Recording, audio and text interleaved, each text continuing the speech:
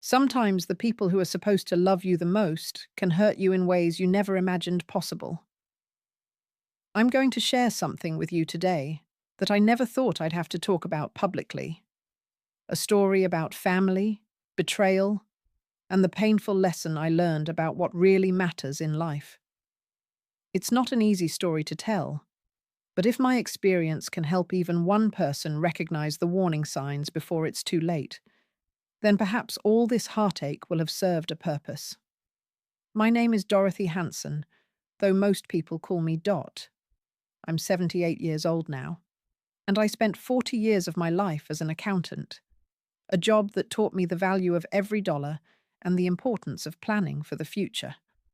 I thought I had planned everything perfectly. I thought I had raised my children right.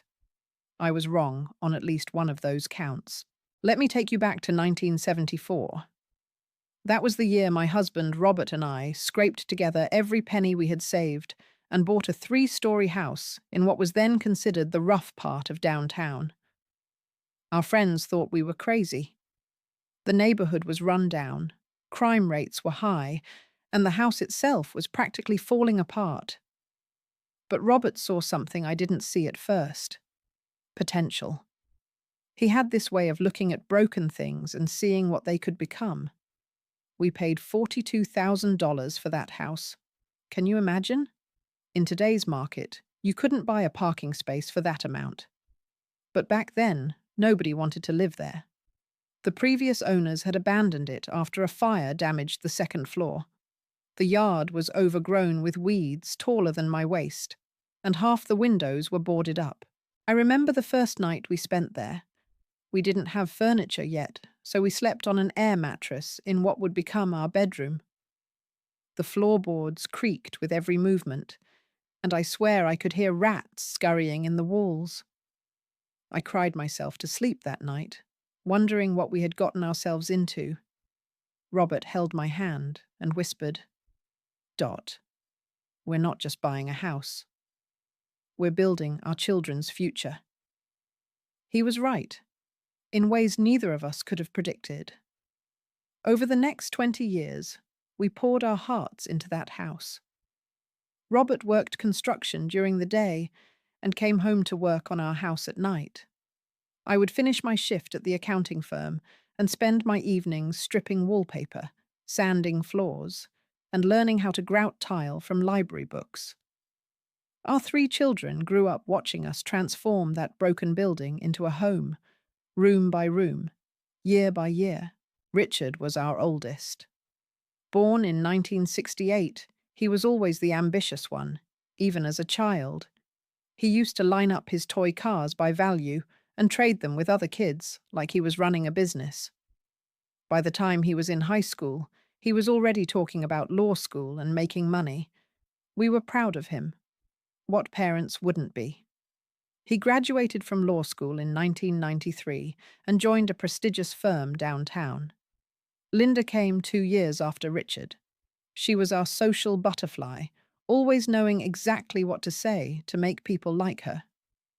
She had this charm that could light up a room. She went into real estate in the late 90s, right when the market started booming.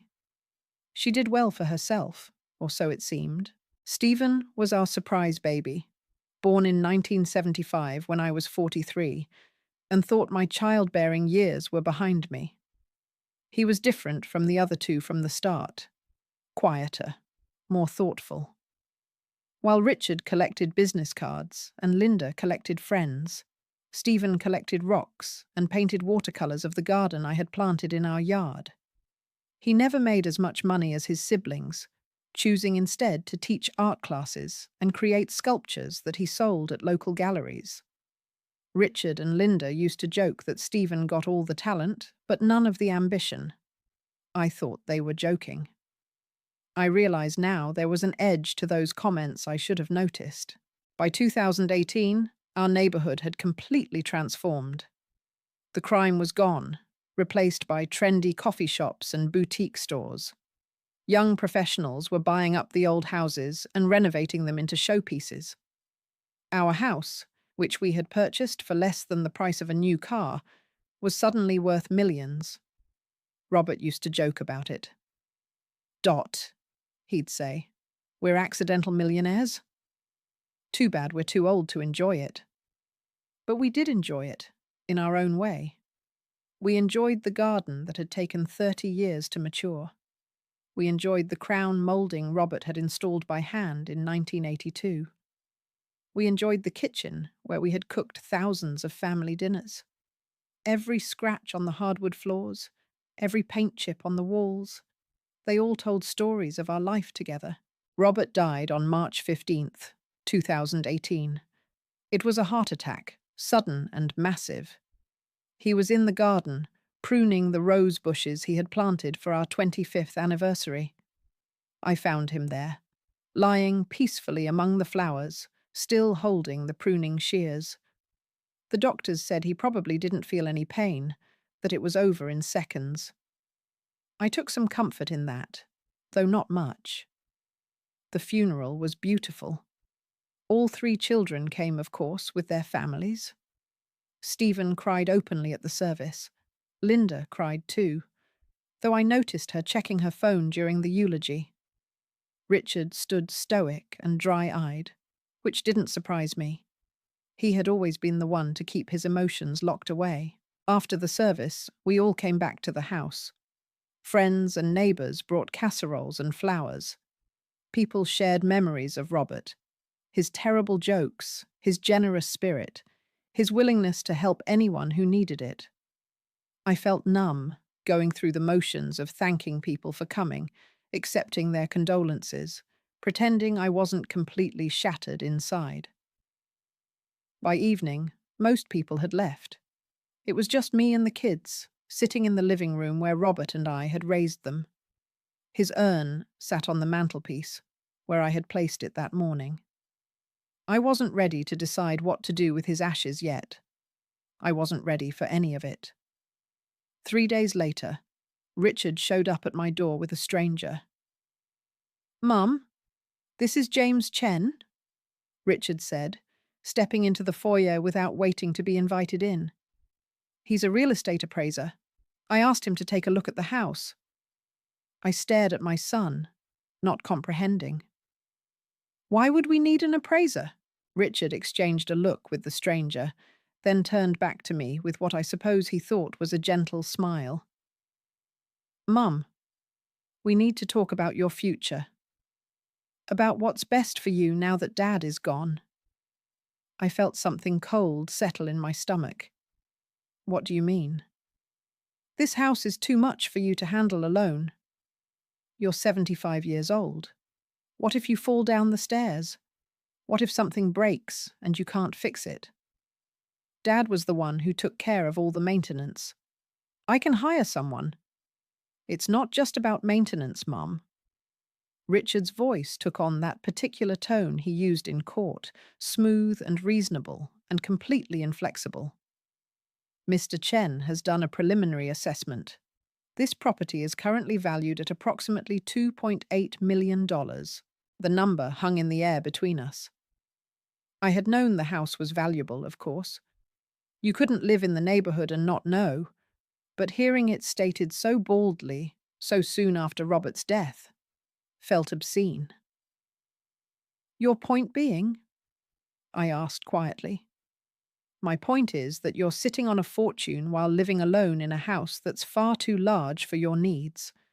The sensible thing to do would be to sell, divide the proceeds among the 3 of us, and move you into a nice assisted living facility, somewhere with medical care available 24 hours a day, somewhere safe." I looked at my son, really looked at him. When had his eyes become so calculating? When had he started looking at his childhood home and seeing only dollar signs? "Your father's ashes are still on that mantelpiece," I said, hearing my voice shake. "He's been gone for 3 days, Richard." 3 days. "I know this is hard to talk about so soon," Richard said, and I could tell he had prepared this speech. "But these are exactly the kinds of decisions that are easier to make sooner rather than later. Before emotions cloud your judgment." Before I could respond, I heard Linda's voice from the doorway. "Richard's right, Mom." She walked in, and I realized she must have been waiting outside. This was planned. They had coordinated this ambush. "The housing market is hot right now," Linda continued. She was using her real estate agent voice, bright and enthusiastic. "If we list soon, we could have it sold within a month. And honestly, I could really use my share of the inheritance. Mike's business is struggling, and we have college tuition coming up for both kids." I turned to look at my daughter. "Your father's inheritance?" "Linda, I'm not dead. This is my house." "Of course it's your house, Mom." "We're not saying otherwise, but eventually—" She stopped, seeming to realize how that sounded. "What I mean is, you'll need to downsize eventually anyway. Why not do it now, while you're still healthy enough to make the transition easily?" I felt like I was in a surreal nightmare. My husband had been dead for 72 hours, and my children were already dividing up his estate like vultures picking at a carcass. "Get out," I said quietly. Richard frowned. "Mom, you're being emotional? If you would just listen—" "Get out!" I screamed it this time, loud enough that Mr. Chen actually flinched. "Get out of my house. Both of you." "Mom," Linda started. "No, I don't want to hear another word. Your father built this house with his own 2 hands. Every room in this place has his fingerprints on it. I'm not selling it so you can pay for your son's BMW or Linda's vacation home. Now leave." Richard's face hardened. "We're trying to help you, but if you're going to be stubborn about this, fine. We'll revisit this conversation when you're thinking more clearly." He nodded to Mr. Chen, and they left together, Linda trailing behind them with a wounded expression that might have been convincing if I hadn't seen the flash of anger in her eyes. After they left, I sat down on the stairs, the same stairs Richard had worried I might fall down, and I cried. Not just for Robert, though God knows I was drowning in grief for him. I cried for the loss of the children I thought I had raised. I cried for the innocence of believing that family love was unconditional. Stephen called that evening. "Mom, Richard just called me. He said you kicked him out of the house." I braced myself for another lecture, but Stephen's next words surprised me. "Good for you," he said. "What he did was despicable. I told him so." "You did?" "Of course I did." "Mom, that house is yours. You and Dad built it together. You should live there as long as you want to live there. Period. End of discussion." I started crying again, but this time from relief. At least one of my children understood. "Stephen, your brother and sister seem to think I'm going to die any minute." He laughed, though there wasn't much humor in it. "You're going to outlive all of us, Mom. You're too stubborn to die." Over the next few months, a pattern emerged. Richard and Linda would visit every week, always together, always with the same agenda. They had dropped the pretense of concern for my well-being and moved on to more direct tactics. "Mum, think about what you could do with that money," Linda would say. "You could travel. See the world. You always wanted to visit Italy. Your property taxes alone are $40,000 a year," Richard would add. "That's money just going down the drain." They would walk through the house during these visits, and I noticed how their eyes roamed over everything, mentally cataloguing and appraising. Linda would comment on the original light fixtures, how much collectors would pay for them. Richard would tap on walls, calculating square footage. I started to dread their visits. The house that had always been my sanctuary began to feel like a museum where I was the last artifact waiting to be sold off. The breaking point came on Christmas 2019. All 3 children came for dinner with their families, as they had every year since they'd grown up and moved out. I spent days preparing, cooking all of Robert's favorite dishes, even though he wasn't there to eat them. It was a way of keeping him present, I suppose. After dinner, I went to the kitchen to get dessert. On my way back, I heard voices coming from Robert's study. The door was ajar, and I recognized Richard and Linda's voices. I should have announced myself. Instead, I stood in the hallway and listened. "She's being completely unreasonable," Linda was saying. "It's been over a year and a half. She needs to move on. The longer she waits, the more complicated this gets," Richard replied. "At her age, we need to be thinking about estate planning. Power of attorney, making sure everything is properly structured. How much longer do you think she has? 10 years? 5? My blood ran cold. "Hard to say," Richard answered. "She's in decent health for her age. But that hip has been bothering her. One bad fall, and she could end up in a nursing home whether she likes it or not. Maybe that's what needs to happen." Linda's voice dropped lower, and I had to strain to hear her. "If she were incapacitated, you could get power of attorney easier, right?" "Potentially, though it would look better if she assigned it voluntarily. What if we presented a united front? Told her that all three of us would take care of her, share the responsibility, but only if she signs the house over to us now. That way she'd have security, knowing we're all committed, and we'd have the legal authority to manage the property." There was a pause. Then Richard said, "That could work. Stephen would never go along with it. But we don't need him. 2 out of 3 would be enough to make a case if she started showing signs of dementia." I stood there in the hallway, holding a homemade apple pie, Robert's favorite, while my children plotted to take my home away from me. The pie slipped from my hands and shattered on the floor, but I barely noticed. I walked upstairs to my bedroom and locked the door. I didn't come back down. Eventually, I heard concerned knocking, voices asking if I was okay. I told them through the door that I wasn't feeling well and they should go home. I listened to them leave, heard their cars pull away. Stephen stayed the longest, sitting outside my door, asking me to please talk to him. "I'm fine, sweetheart," I lied. "I just need to rest." "Okay, Mom. I love you. I love you too." After he left, I lay in the bed I had shared with Robert for 43 years and stared at the ceiling.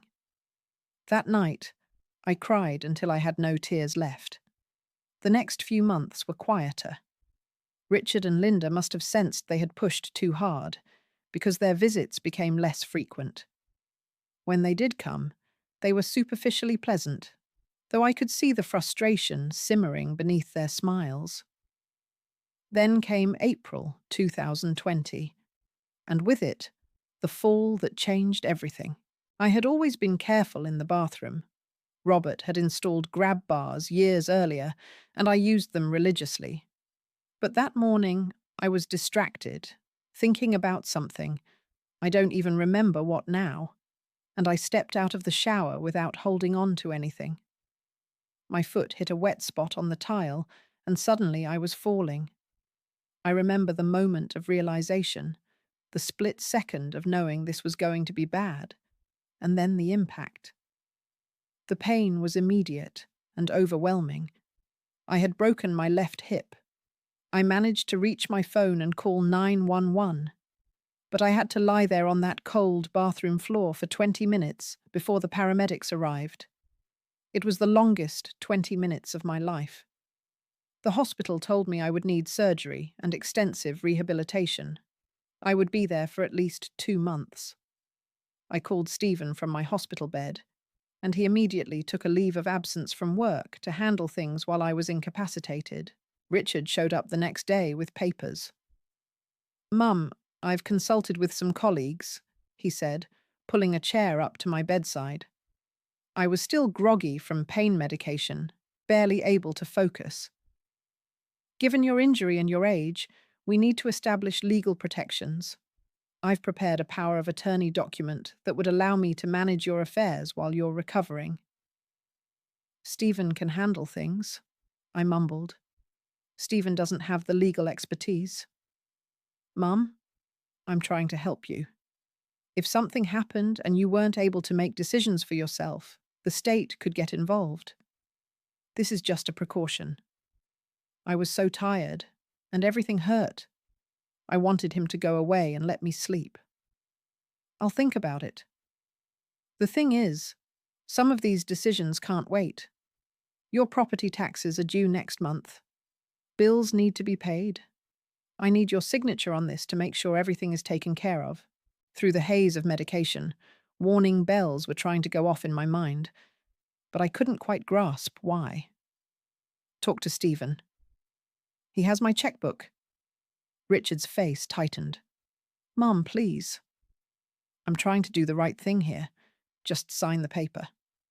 No, I said, and closed my eyes. Not now. He left angry. I was too exhausted to care. What I didn't know was that Richard hadn't given up. He had simply changed tactics.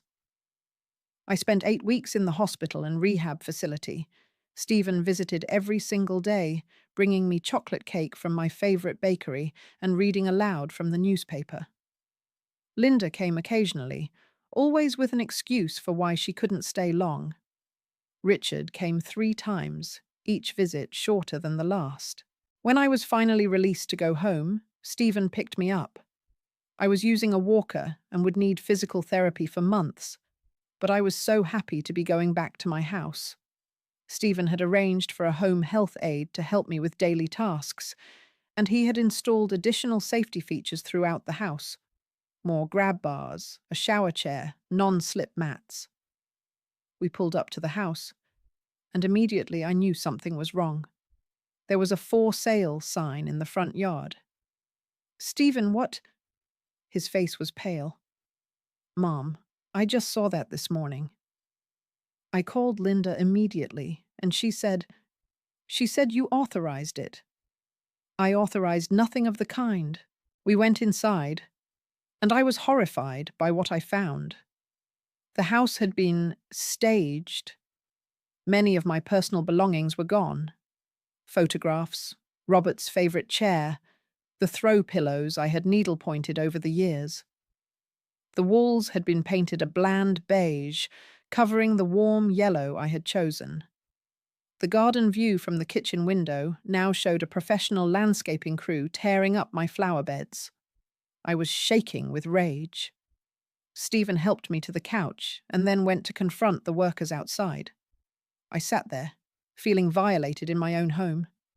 Linda arrived an hour later, all smiles and false warmth. Mom, you're home. How are you feeling? Get out. Her smile faltered. What? Get out of my house. And take that sign with you. Mom, you're confused. You signed the authorization papers. Richard showed them to me. You agreed that selling the house was the best option while you recover. I signed nothing. Remove that sign, restore my house to the way it was, and get out. Mum, I think the medication is affecting your memory. Richard has the paperwork. You gave him power of attorney while you were in the hospital. Something inside me went very still. Show me. She pulled out her phone and showed me a PDF of a document with my signature on it. Except it wasn't my signature. It was close, but the loops were wrong, the pressure uneven. Someone had forged it. This isn't my signature, I said quietly. Of course it is. You signed it when Richard visited you in the hospital. Linda Marie Hansen, I said, using the full name I hadn't used since she was a child in trouble. This signature is a forgery. Your brother committed fraud, and you are complicit in it. Her face flushed. You're being paranoid. The fall must have affected you more than we thought. Maybe we should have you evaluated. Get out of my house right now, or I will call the police. She left, but not before taking several photographs of the interior for the listing, she said. Stephen had already called our family lawyer. What followed was a nightmare that made the previous betrayals look like minor slights. The investigation revealed that Richard had not only forged my signature on the power of attorney, but he had also used that fraudulent document to access my bank accounts. Over the previous 2 years, he had transferred over $150,000 to his own accounts, always in amounts small enough that I hadn't noticed immediately. He had justified it as management fees for handling my affairs. Linda had used the forged power of attorney to take out a home equity loan against my property, borrowing $200,000. She claimed it was a temporary measure to save her husband's failing business, and she had planned to pay it back before Mom noticed. When confronted with the evidence, neither of them showed remorse. Instead, they hired lawyers and tried to argue that I was mentally incompetent, that I had given permission and simply didn't remember. They tried to paint Stephen as manipulating me against them. The legal battle took 18 months. 18 months of depositions and court appearances, and having to prove my own mental competency to strangers. 18 months of my own children trying to paint me as a confused old woman who couldn't manage her own affairs. The evidence was overwhelming, though. Handwriting experts confirmed the signature was forged. Bank records showed the suspicious transfers. I had never given anyone permission to borrow against my house. In the end, the judge ruled in my favor. Richard and Linda were ordered to return all the money they had taken, pay for all damages to the property, cover my legal fees, and stay at least 500 feet away from me and my home. Richard was censured by the state bar and nearly lost his law license. Linda's real estate license was suspended, but the money was the least of it. What they had stolen from me was something far more precious: the ability to trust my own children, the knowledge that family meant something, the belief that love was stronger than greed. After the judgment was finalized, I sat with my lawyer in his office, staring out at the city skyline. "I need to change my will," I told him. I had already made up my mind. The house would go to Stephen, with an ironclad clause stating that if Richard or Linda contested the will in any way, they would be completely disinherited. They wouldn't get so much as a photograph. But as I drove home that day, I realized something. They had already gotten what they wanted, in a way. They had made the house feel tainted. Every room reminded me not of the happy memories Robert and I had created there, but of my children's betrayal. The walls I had painted with love now echoed with their greedy calculations. The floors Robert had refinished were marked by the footsteps of appraisers and real estate agents who had invaded my space without permission. I couldn't live there anymore. It took me another year to come to terms with what I needed to do. Stephen argued against it, said I shouldn't let them drive me from my home. But it wasn't about them anymore. It was about me, about reclaiming some kind of peace. I called Stephen over one evening and told him my plan. "I'm donating the house," I said. He stared at me. "Mum, you can't. It's worth millions." "Exactly. And I'm going to use those millions to make sure what happened to me doesn't happen to other people." I had been researching elder abuse during my recovery. I was shocked to learn how common it was. Children stealing from their parents, exploiting their trust, using legal tricks to take control of their assets. There were organizations fighting this, but they were underfunded and overwhelmed. I donated the house to a non-profit organization that specialized in elder advocacy. The terms of the donation were specific. They would sell the property and use the proceeds to establish the Robert Hansen Justice Center, a legal aid organization offering free representation to elderly people facing financial abuse from family members. I set aside enough money to ensure Stephen and his family were taken care of. I gave him a generous inheritance in cash, more than Richard or Linda had tried to steal, and I wrote him a letter explaining my decision. Dear Stephen, I wrote, you are the son every mother dreams of having. You showed me that love is measured not in dollars, but in presence, not in what you can take, but in what you're willing to give. The house was just wood and brick. You are my real legacy, the kindness you showed me, the respect you gave your father's memory. Those are the things that matter. Don't mourn the house. Celebrate what it will become. The Robert Hansen Justice Centre opened its doors in 2022. In its first year, it helped 73 elderly clients fight financial abuse from family members. 17 of those cases involved forged documents. 9 involved home equity fraud. All of them involved heartbreak. I attended the opening ceremony. They had named the main conference room after Robert and hung a photograph of him there. One from our wedding day, both of us young and hopeful, with our whole lives ahead of us. I stood in front of that photograph and felt something shift inside me.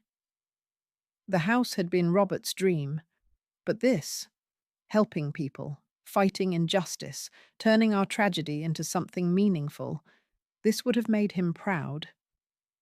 Richard and Linda did not attend. I learned through mutual acquaintances that Richard's marriage had fallen apart shortly after the trial.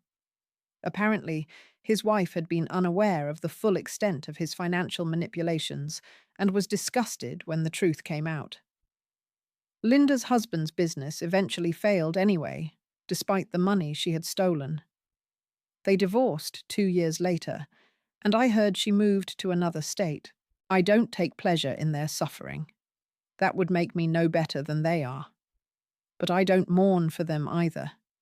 They made their choices. They saw their mother as an obstacle to wealth, rather than as a person worthy of love and respect. They live now with the consequences of those choices. As for me, I moved into a retirement community about 20 miles from where Stephen lives.